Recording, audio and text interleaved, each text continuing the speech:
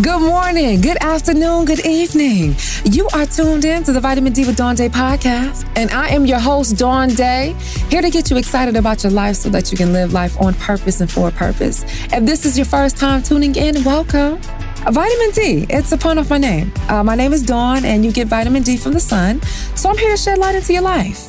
And I do this with inspirational insights and conversations with celebrities and everyday people like you and me.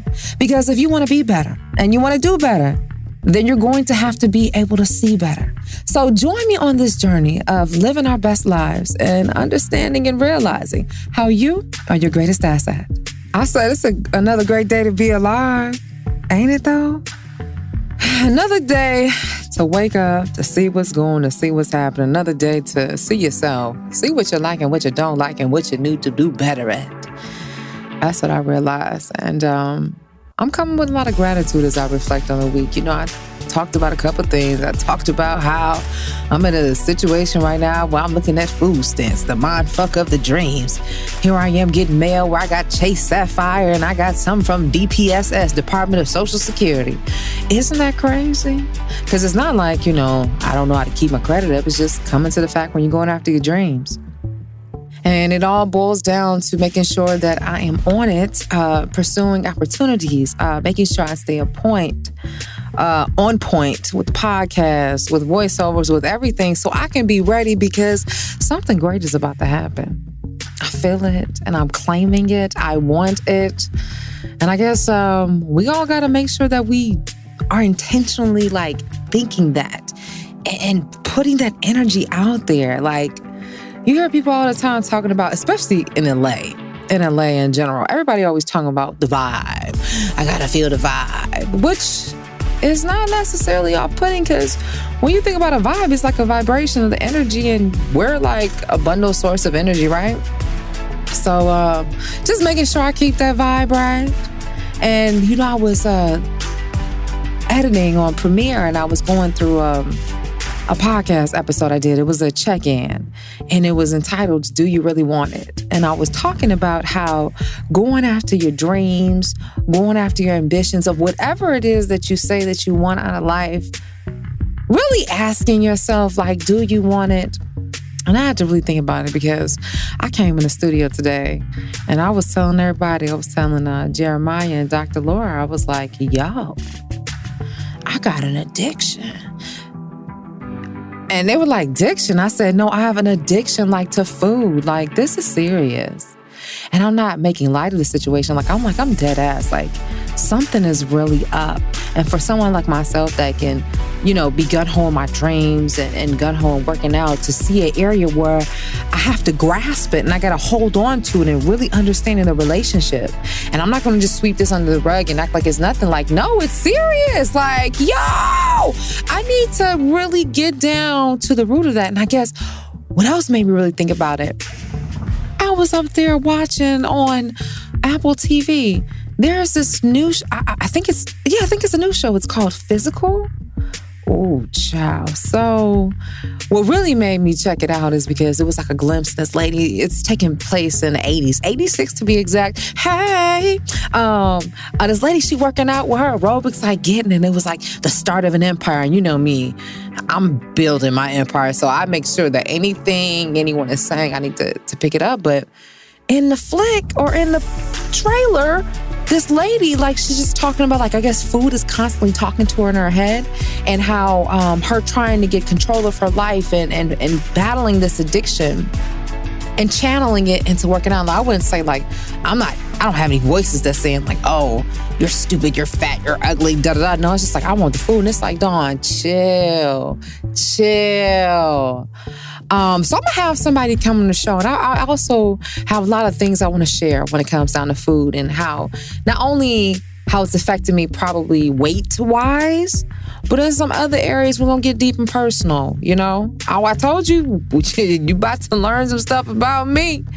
And I guess this time being, I may learn some stuff about you or with you, right? Get your vitamin D right here with me and get excited about your life. All right, it's time to dive into this vitamin D email bag.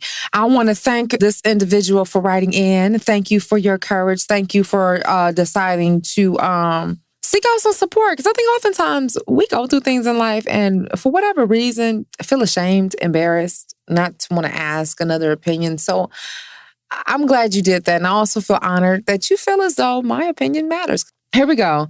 Subject, husband's old flame is back. Dear Dawn, I am beyond exhausted by my current situation, and I would appreciate someone that hears me out. I have no one to talk to about this because everyone I know makes bad decisions. My husband and I were friends in high school, and we didn't start dating until after we graduated. During high school, he had this female best friend, Margot, and they had a weird romance kind of thing. Everyone thought they were going to get married and end up together. Every time they were both dating other people, their partners would hate how close the two of them were. Eventually, they tried to be together, but Margot ended up moving to Italy for school, and she didn't want to do long distance. They always stayed connected, talking over Skype in this we love each other, but we can't be together kind of way. As time went on, Charles thought he should move on from Margot because she never wanted to do the long distance thing, and she always dated other guys in Italy. So after a while, Charles and I started dating. We fell in love, and about a year ago, we got married. A few months later, I find out that Margot moved back to the States and texts Charles every now and again. But Charles reassures me that he's moved on. I also found out that she visits his mom often, and she even calls her mom. That hurt because I never felt like I was welcomed in his family, and it just feels like Charles's family still thinks he and Margot should be together. I tried to tell myself that it would be okay, but the other day something happened where they thought Margot was dating someone who was a bad apple, so the entire family freaked out and called her panicking, including Charles. When she called Charles back to see what was going on, they talked for a while, and after Charles told me she's back with her ex, my ex-competition, and it just all felt wrong. She still calls Charles her best friend, even though they haven't been that close ever since she moved. I'm almost positive that she isn't over him, and I'm scared Charles is just ignoring his feelings for her. I've tried to be friends with her, but she didn't want to because in the past, when she tried to be friends with his past lovers, she said that she ends up the bad guy, whatever that means. I'm so tired of feeling like a passive pile of crap. He doesn't push for her to be friends with me, and they have this weird dynamic still. And it feels like his family is on her side and is waiting for me and him not to work out. I've spent many days in anguish over her for one reason or another, and I feel like if she was over him, she would have no problem becoming friends with me and speaking to me. I thought she would eventually go away, but it feels like their relationship trumps our current one. And he will never let her go. I know he has a hard time letting people go, but come on. I don't want to give an ultimatum, but I feel like I have to if she can't be my friend. It just means that she's not over him. Any help is appreciated. Girl! What in the lover's triangle is going on here? I gotta sip some water. Shoot, first of all, thank you for fully expressing yourself. I reflect the sentiments in your first sentence. I am beyond exhausted. First of all, reading this letter, I felt like I was pulled in so many directions because it's like one of those things where, girl, you can see clear as day what is going on. 2, you don't feel comfortable in the relationship. 3, the way that you've expressed yourself and how you feel makes me question, do you even realize who you are in the relationship? You said you were his wife, but the way you acted, oh no. So I decided so that we can dive in. Let's recap a little bit. You said that you're beyond exhausted. I don't know any relationship that should tire you out. If anything, a relationship I feel should definitely be something that rejuvenates you. You know, it's your safe haven. It's your umph. Every relationship takes work. That's fine. And even in your beyond exhaustion, you said you're coming to the point because you need someone to hear you out. One of the key things that I've always said in any type of relationship, there needs to be some sort of communication. And if you aren't being heard, that means you aren't being received. And if you aren't being received, where's the communication? There's a breakdown in communication. Then you said another thing that stood out. And mind you, this is all in the same paragraph. You said, everyone I know makes bad decisions. Well, you know, I say this all the time. Birds of a feather flock together. So what does that say about you? And it's not bad. It just comes to a point that it's time for us to see ourselves, because once we can see better, we can do better, okay? And discern what kind of decisions need to be made. Now, you wrote in this letter because you have a situation going on with this, I can't even say ex-best friend, this female best friend, this real good friend of your husband. Her name is Margot. Now, the thing that's alarming is because I said they did not do anything for them to be feuding. It was just the fact that she was long distance. So you said after a while, after she had left, you and Charles, that's when y'all got together, okay? Y'all fell in love, and now it's been 1.5 years that you guys get married, and now you done got wind at home girl that had moved to Italy. Now she's back. Now, one thing that I thought was interesting, they didn't work out, but then y'all got together. The way you had phrased this, how their situation was a we love each other but can't be with each other kind of way. And then because she was dating these guys in Italy, and then after a while, you guys fell in love, it almost made it seem like you were an afterthought. Now, I can't tell as of yet, but we're going through this letter together. I can't tell if there is some sort of insecurity that's lying here, or indeed it is what it is. You know, it can go both ways at this point. Now, you said after a while, it almost makes me wonder, how long after a while did you guys start to pursue? I don't have any idea of how old you guys are, or how many years between leaving high school and the schooling of probably college, where that places you guys. But it sounds like it's kind of still fresh, okay? So, you guys got married about 1 year ago, okay? Now, here's the thing. Now that she's back in town, the thing that I'm always like looking for the flags. You got to make sure that you're keen. You know, I just said that not too long ago about using your discernment and making sure you see the signs when you see the signs. Now, you said off the bat, you don't have a relationship like that with her. But before you reveal that to me, one of the things that stood out is that she's visiting your mother-in-law and calling your mother-in-law mom. What? A mother that you are working on building your relationship, a mother in which you are married to her son. Then hold up, wait a minute, work it. Then there was when that she was dating somebody bad. The whole family is going to call because of who she dated, even your husband. Let me say, I said your husband, not her husband. I said your husband, not her boyfriend. I said your husband, calling a panic about who was this guy she's dating. Then come to find out, the guy that she's dating is her ex, in which your husband says, oh, my ex competition. God, dog. I just got exhausted by saying all that. Because the first thing I want to say is, say what? What in the operative word, ex competition, is going on here?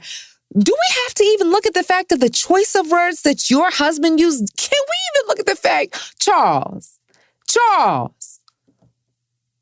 why you so pressed? What did you think was going to happen, Charles? Was Margot's life in danger? But I guess I really need to be talking to you. You, the one that wrote the letter, because clearly Charles been doing what he's been doing. Clearly, I can't even say I'm really surprised on what I have read up to this point based on what you had told me and the things that you allowed yourself to stand for and stand with. Because you're not standing against anything. Notice I said for and with. How you stand with the fact of how your husband has this relationship with this woman. And you stand for the fact that this woman has a relationship with your mother-in-law that you don't even have. But I'm not done yet. Now, here's the thing. I think we all have this thing called intuition about what we feel like is going on in our gut. You said right here, you said, I'm almost positive she isn't over him. And you think that he is over her? And the reason you said that is because you said, I've tried to be friends with her, but she didn't want to because in the past, she's tried to be friends with his past lovers. She said that she ends up the bad guy, whatever that means. What you mean? What you mean? hold on. I'm not saying that whomever you're with in a relationship that you got to have a leash on, but there shouldn't be a thing. There shouldn't be a reason why I don't have a relationship with you, and that's my husband. I just imagine that your partner is your other half. They're an extension of you. We're a package deal that becomes to us. The fact that I don't have this relationship, and then the fact of how she used her choice of words, that she has an issue with his past lovers. You aren't just a lover, you're his wife. You said, I'm so tired of feeling like a passive pile of crap. I have a question. Are you really? Because when you're really sick and tired of being sick and tired with something, you do something about it. Listen, I'm not judging you because, listen, we all got our thing. I was just talking about earlier my addiction to food. I've been talking about this challenge of what I've been doing and trying to figure out my balance with it. So I'm not sitting here trying to say that everybody's stuff don't stink. We all got our stuff, but I'm here to call you out on it. So when you say that I'm so tired, are you sure that you're tired? It's just like when I ask somebody, how bad do you want it? Do you really want it? Are you truly tired? Because if you're still meddling in the same water and you aren't choosing to kick your feet, if you aren't choosing to move your arms, I'm not sure you're tired. Honestly. Then another thing, you said, I've spent many days in anguish over her for one reason or another. What? I don't know about you, but I'm telling you, one, the death of my mother. Two, just living on this earth a little something.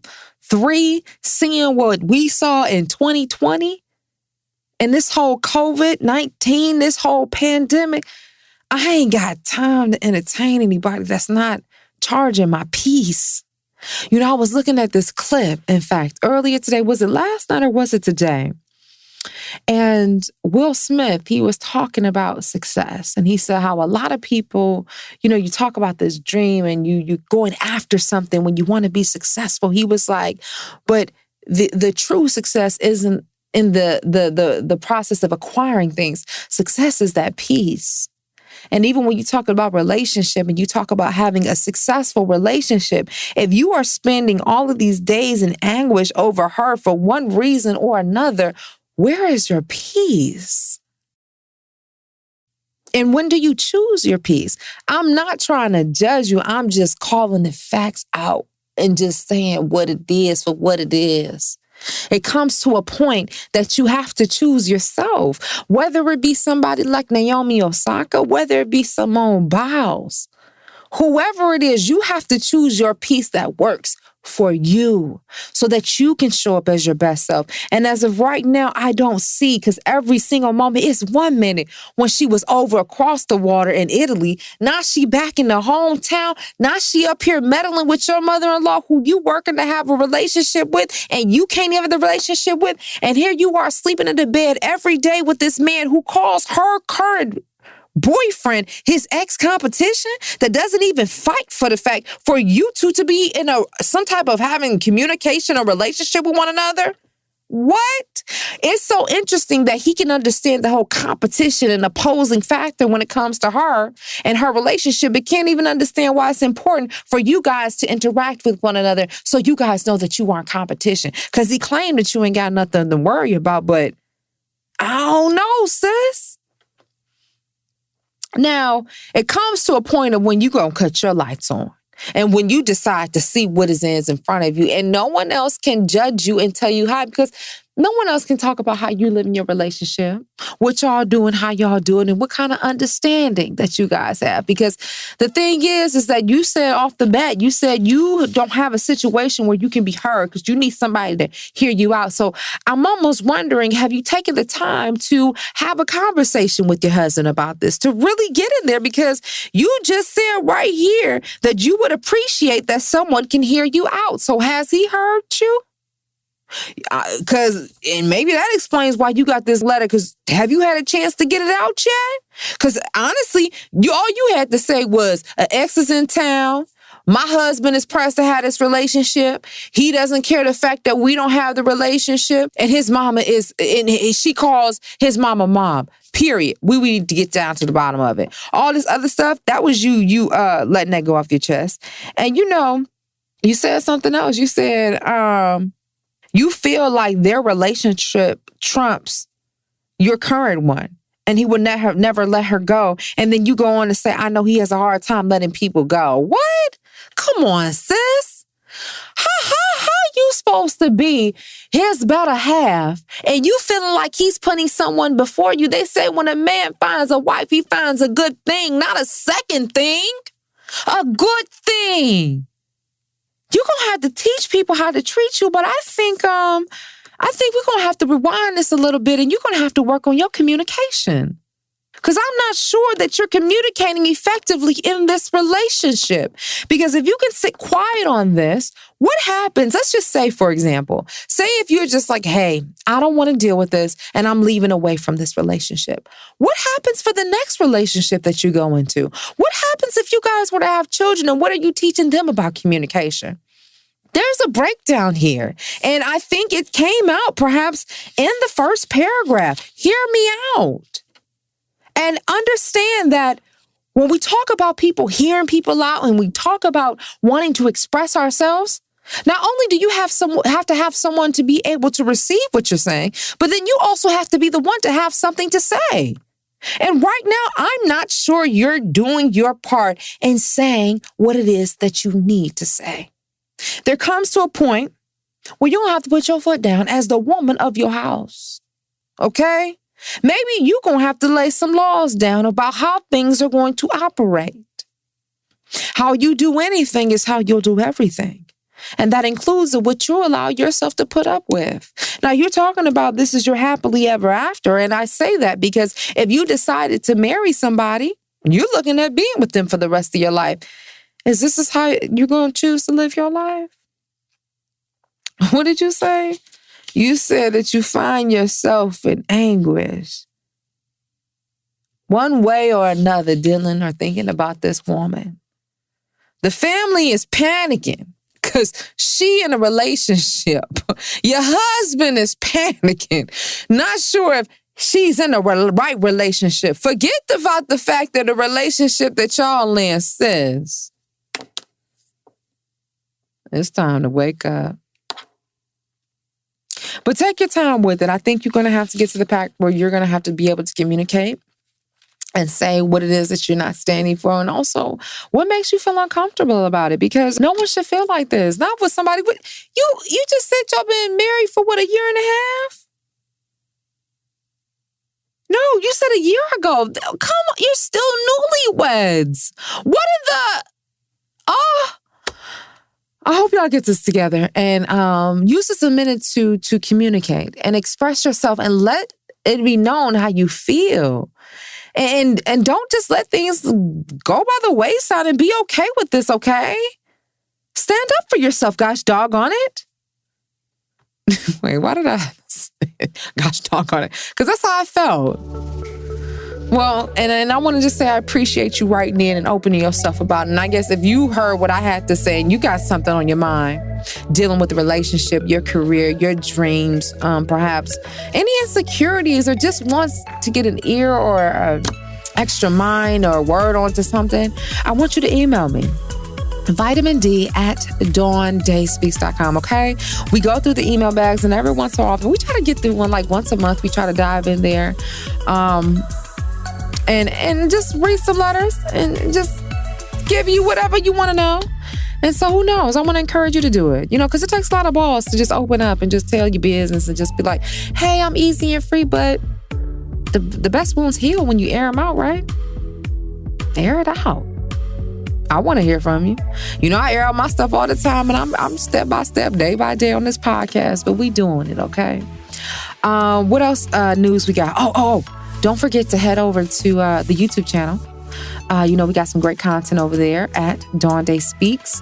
Also, I meant to announce this earlier in the podcast. I want to give a huge congratulations to my lovely assistant, Jeremiah, on his new job. Yes, yes. So Jeremiah just got hired over at iHeartMedia. I'm so proud of him. I'm excited for what's to come and what he's doing. And we met when he was an intern. Early days when Vitamin D first arrived in LA. Probably about 2014, 2015, used to run my board. So, here we are several years later, and here he is. Look at you. I see you. So had to shout him out. Also, what's going on with me? Just continue to support me on my dreams, and we keep taking a chance. I appreciate that. That's all I got right now, I think. If you want to follow me on all social media, I want to encourage you at Dawn Dai Speaks. If you need some vitamin D in the meantime, in between time. But other than that, just if you've enjoyed the podcast, make sure you tell a friend to tell their friends, to tell all their friends about us, okay? I plan to be here for a very long time, okay? And I can use your support, okay? Yeah, I always say, I'm in the business of making dreams come true. And I damn sure ain't gonna forget about mine. So until next time, always remember, you are your greatest asset.